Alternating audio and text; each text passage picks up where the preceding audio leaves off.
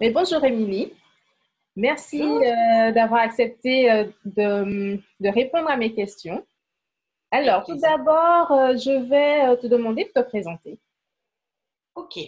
Eh bien, Émilie Moussin, bientôt 36 ans, maman, entrepreneur et j'ai envie de dire émigrée, londonienne émigrée, puisque j'ai décidé de quitter ma vie parisienne pour m'installer à Londres et vivre un nouveau challenge avec ma famille. Donc, c'est pour ça que Émilie est une audacieuse, on va dire ça comme ça. Très bien. Voilà. Et du coup, tu fais quoi dans la vie? Tu as dit que tu es entrepreneur, donc tu gères une entreprise? Alors oui, j'ai un statut, alors plus de self-employed, comme on dira à Londres, d'auto-entrepreneur. J'étais en fait consultante en stratégie en entreprise à Paris. Donc j'aidais les startups et les TPE, PME à développer leur business et surtout à mettre en place une stratégie pour se développer. Et à Londres, eh ben, je me suis réinventée. J'ai gardé ce côté consulting que j'aime beaucoup, puisque le business, c'est vraiment quelque chose qui m'anime. Et ben, je suis aussi devenue coach en changement de vie, puisque c'est quand même mon domaine. Donc, d'avoir changé de vie comme ça, tout plaqué pour redémarrer de zéro. Et donc, enfin, fort de mes rencontres, on va dire que la mentalité anglo-saxonne n'est pas du tout la même que la mentalité française. Tu peux vraiment réinventer une carrière de par ton expérience, ton expertise et ton savoir-faire. Et donc, du coup, ben, j'ai été certifiée en NLP il y a quelques mois maintenant. Et donc, je suis devenue coach où je suis très sur le mindset, à savoir l'estime de soi, les croyances et comment dépasser certaines peurs. Voilà.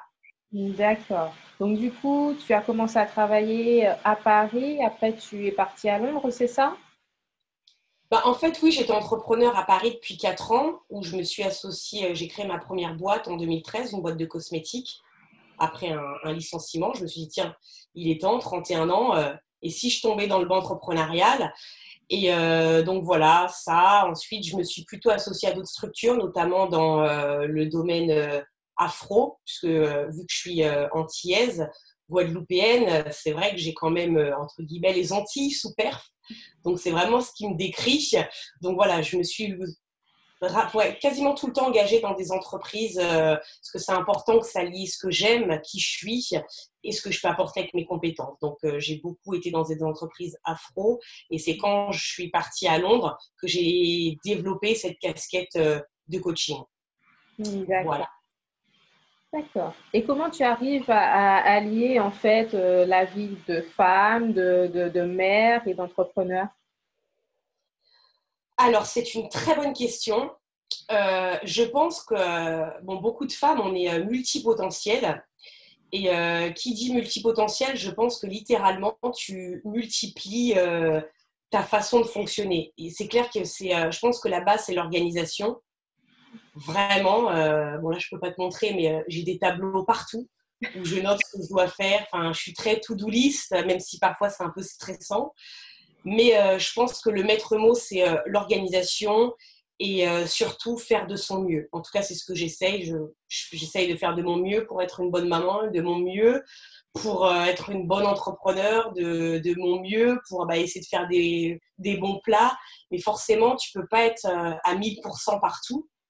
Donc, je pense que voilà, c'est l'organisation et faire de son mieux qui compte. D'accord. Et du coup, comment s'organise ta journée? Alors, comment s'organise ma journée? Le matin, c'est lié à tout ce qui est Skype, enfin tous mes coachings et consulting, tous mes accompagnements, Ouais. puisque mes enfants sont dans deux structures différentes. Donc, j'en ai une qui a 3 ans qui finit à midi. Donc, disons que je travaille, tu vois, comme une interview ce matin, des partenariats, des lives communs. Je suis dédiée à ça le matin. Coaching, interview, visibilité de 9h30 à midi. Ensuite, je reprends mon rôle de maman quand je récupère ma première fille. Et là, bon, bah, je suis maman à 100%. Le temps de la sieste, je reprends. Et c'est là où je me dis, j'ai une heure et demie, et là, j'écris. Ou je crée mes programmes de formation, ou j'écris des articles de blog, ou je me pose dans mon bureau où je suis là et j'actionne pour tourner une vidéo. Ensuite, je récupère ma deuxième fille. Et là, je suis de nouveau en mode 100% maman avec le goûter, les devoirs. et j'ai une journée qui reprend, allez, entre, on va dire, 20h et 23h, où je consacre quand même au moins 1 heure par jour à la lecture, que ce soit un article de blog, un magazine. Enfin, c'est très important pour moi Enfin, je suis très curieuse de nature, donc c'est très important pour moi de connaître un petit peu les nouvelles tendances, de savoir comment je peux me nourrir pour progresser au jour le jour. Et c'est là où, puisque j'ai commencé mon 2e livre, c'est là où je m'accorde du temps pour écrire. D'accord. Donc, tu viens de nous dire que tu as commencé ton 2e livre, donc ton premier livre. Oui, c'est vrai. J'ai créé donc un premier e-book qui s'appelle Oser le changement, Oui. qui parle en fait de ce que c'est l'audace, puisque comme je t'ai dit, je me décris comme une personne audacieuse, puisque j'estime qu'on est, alors c'est très, je vais vulgariser, hein, mais j'estime qu'on est vraiment locataire sur cette terre. Et que de toute façon, si on est ici, c'est pour une mission, en tout cas c'est pour être heureux. Et qu'importe ce qui va se passer, même je pense qu'on est locataire de notre corps, hein, franchement, on a un crédit illimité sur notre corps, c'est pour ça qu'il faut en prendre soin, c'est pour ça qu'il faut prendre soin de notre vie. Et donc, quand j'ai osé le changement, forcément, ce n'est pas des choses qui sont toujours bien perçues, puisqu'on se dit, est-ce que c'est vraiment justifié? Est-ce que ce n'est pas inconscient? Est-ce que ce n'est pas de la folie?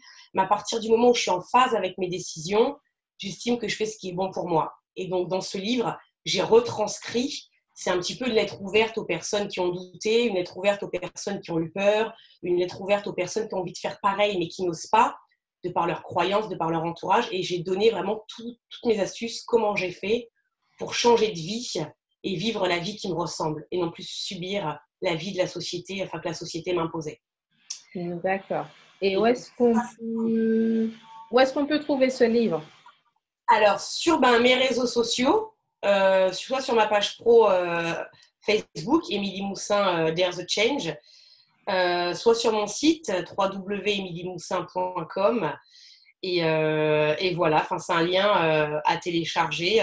C'est un livre gratuit puisque j'ai tellement reçu que je me suis dit, cette fois, il faut donner quand même. Quand tu reçois, il faut donner. Oui. Et là, par contre, d'avoir changé de pays, puisque je ne parlais pas anglais quand je suis arrivée à Londres, on n'avait pas de job. On avait juste payé 3 mois de loyer. Quand on est arrivé, on n'avait vraiment rien. C'est pour ça qu'Oser le changement est né. Mais là, j'ai vu ce qu'étaient capables de faire les enfants, notamment ma fille, qui va bientôt avoir 7 ans. Donc, en fait, mon livre, là, il est pour mes filles. C'est voilà, comment faire de mes filles, comment les aider à construire leurs rêves. Et je parle essentiellement d'état d'esprit, de mindset. Les 3 B, par exemple. Bon, c'est de l'anglais, puisque maintenant, elles sont un peu anglaises, mais bold, brilliant and beautiful. Si tu dis pas à une enfant qu'elle est belle, qu'elle est brillante et qu'elle est audacieuse, c'est pas l'école qui va forcément construire ton enfant. L'école peut aussi bien aider comme détruire ton enfant. Par contre, ma responsabilité de maman et de femme, c'est que je dois créer les nouvelles audacieuses de demain. Voilà, donc ce livre, ce sera pour elle. Et pour les autres enfants, évidemment. D'accord. Et tu as une idée de quand est-ce qu'il va sortir ou non, tu Écoute, juste? mon idéal, ce serait cet été. Mon D'accord. idéal, cet été, je vois loin, parce que comme je t'ai dit, là, je pars en Guadeloupe me ressourcer un petit peu dans quelques jours, et je ne te cache pas que les 8 heures d'avion vont être mises à profit pour vraiment me lancer là-dedans, et cette connexion aux sources va vraiment me permettre, même si j'ai commencé le plan, le chapitrage, je sais exactement. Maintenant, il faut que je mette en forme, et rien de mieux que la Guadeloupe, mon ancrage, pour mettre les choses en forme et que ça prenne racine. Voilà. D'accord. Ok, c'est très bien tout ça. Et du coup, au niveau de ta vie de femme, du coup, comment ça se passe? Parce que tu m'as parlé de la vie de maman, la vie d'entrepreneur et la vie de femme. Alors, la vie de femme, alors j'ai envie de te dire avec ou sans pression. Parce que je crois que c'est le truc le plus compliqué à dealer, c'est la pression qu'on se met en tant que femme, puisqu'on veut être bonne partout. Quand tu fais le choix d'entreprendre, quand tu fais le choix de devenir mère, quand tu fais le choix de changer de pays, quand tu fais tous ces choix, il y a forcément des conséquences qui sont super lourdes derrière. Enfin, l'après est difficile à gérer, puisque tu as beau anticiper sur l'aspect organisationnel, sur l'aspect technique, mais tu n'organises pas sur l'aspect émotionnel et sur tout ce qui est imprévu. Et honnêtement, en tant que femme, quand parfois, c'est pas quand parfois, mais quand tu as des galères, quand tu as des obstacles, quand tu as des choses qui viennent se mettre en travers de ta route, et ben en tant que femme, même si je prends les responsabilités que je me dis, j'attire, ce qui arrive dans ma vie, je l'attire, le bon comme le moins bon, mais c'est pas toujours évident. Donc, quand tu te poses, soit je me dis, bon, bah maintenant je médite. Je te cache pas qu'avant, quand j'entendais méditation, je disais, mais qu'est-ce que c'est que ce truc non, mais c'est vrai, tu vois, pareil, j'ai un de mes oncles en Guadeloupe qui médite et tout le temps, alors je vais le dire même un peu en créole, il disait tout le temps, pas lever stress en les moins, pas lever stress en les moins, tout le temps. Ah, Mais maintenant, j'ai compris ce que c'était. Et la méditation, aujourd'hui en tant que femme, comment je gère en tant que femme, si je dois répondre à ta question, je pense que c'est la méditation, à savoir m'accorder du temps pour moi, même si c'est 10 minutes, me reconnecter à moi en analysant les choses, en disant, voilà, Émilie, au lieu de te focaliser sur les obstacles, concentre-toi sur les victoires, aussi petites soient-elles. Mais j'ai toujours rêvé d'avoir une fille, j'en ai eu deux. J'ai toujours rêvé de m'installer dans un pays anglo-saxon, j'y suis. J'ai toujours rêvé d'être une working girl, je l'ai été. J'ai fait d'autres choix de vie, donc mine de rien, j'ai toujours réussi à atteindre mes objectifs. Donc accorde-toi du temps, médite, lâche prise et honnêtement, regarde la big picture, enfin, regarde la globalité, ne te focalise pas sur le détail qui ne va pas. Focalise-toi sur la globalité et j'arrête de me focaliser sur comment je vais faire. J'ai ouais. un objectif, je ne me soucie pas du comment, je me soucie juste du temps et des actions que je mets en place pour l'atteindre. Pas forcément, je ne mets pas plus la pression sur comment je vais faire. D'accord. Ah, c'est top ça. Et du coup, est-ce que tu aurais des informations à transmettre aux femmes qui aimeraient se lancer, qui ont aussi des enfants, mais qui n'osent pas, qui se disent que euh, ça va être compliqué de pouvoir gérer au niveau finance et tout ça. Donc, qu'est-ce que tu aurais à dire à ces femmes? Alors honnêtement, c'est vrai que l'aspect financier, euh, on ne peut pas l'ignorer. Il est là. C'est pour ça que la seule chose que j'ai envie de dire à toutes les personnes qui n'osent pas se lancer, c'est arrêter de vous poser des questions. Si se poser des questions, ça entraîne l'hésitation, enfin, l'hésitation vraiment paralyse la décision. Et s'il y a une chose, s'il y a un pouvoir qu'on doit utiliser en tant que femme, c'est ce pouvoir de décider. Je me répète un petit peu, hein, puisque je sais que j'ai fait un live là-dessus, mais ce pouvoir de décision, il est incroyable. C'est-à-dire que si on peut penser, si on peut imaginer, si on peut rêver, penser, c'est être.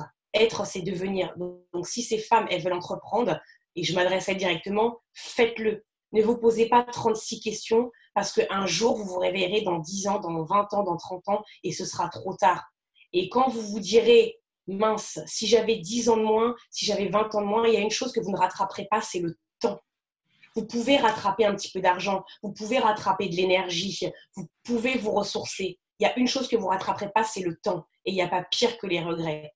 Et il y a une étude aux États-Unis, et ça je le dis, où ils ont interrogé des personnes en fin de vie et qui disaient ne m'interrogez pas sur ce que j'ai fait, interrogez-moi sur ce que je n'ai pas eu le courage de faire. Et là, tu sens l'enthousiasme, tu sens, vous avez des enfants, vous avez peu d'argent, une page Facebook, c'est gratuit, un compte Instagram, c'est gratuit. Vous mettre en avant via une vidéo, ça ne coûte rien. Ça va juste vous coûter un petit peu de temps, mais à partir du moment où vous le faites avec le cœur et avec passion, chaque femme, chaque personne a un talent en elle, a une compétence en elle qui ne demande qu'à être révélée. On voit plein de graines de talent qui émergent tous les jours. Mais qu'est-ce qui s'est passé? La graine, elle est là, elle est plantée, sol fertile ou pas, elle est arrosée, il y a du soleil, il y a l'environnement qui compte. Mais surtout, il y a le cœur qu'on y met et surtout la détermination. Vous avez un projet, vous avez une idée, lancez-vous. Ne réfléchissez pas, j'ai des enfants, j'ai pas l'argent, parce qu'avec le cœur, si vous pensez positif, toutes les conditions vont être réunies. Parfois, c'est juste une question de moment, de timing. Mais plantez la graine tout de suite. C'est ce que j'ai envie de dire, en tout cas.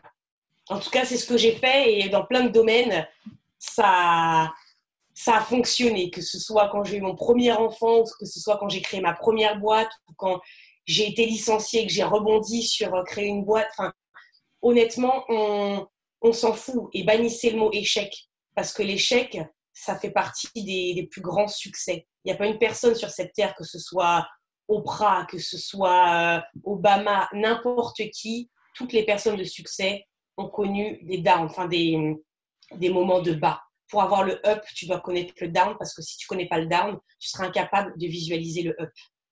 Enfin, le haut, pardon. Donc, oui, allez-y. Oui, osez. C'est le plus beau service que vous pouvez vous rendre, c'est oser et faites de vous une priorité. D'accord. Et merci beaucoup, Voilà. Émilie, pour ces belles paroles. Avec plaisir. Merci à toi. Merci à toi et je salue vraiment ton initiative parce que voilà, c'est vrai que tu donnes la parole aux femmes entrepreneurs, aux femmes antillaises, des Caraïbes et moi je te souhaite harmonie, succès et prospérité parce qu'il fallait le faire, je pense que c'est inédit et je salue vraiment grandement l'initiative. Alors merci. Merci beaucoup, Émilie. À Voilà. bientôt. À bientôt. Bonne journée à toi.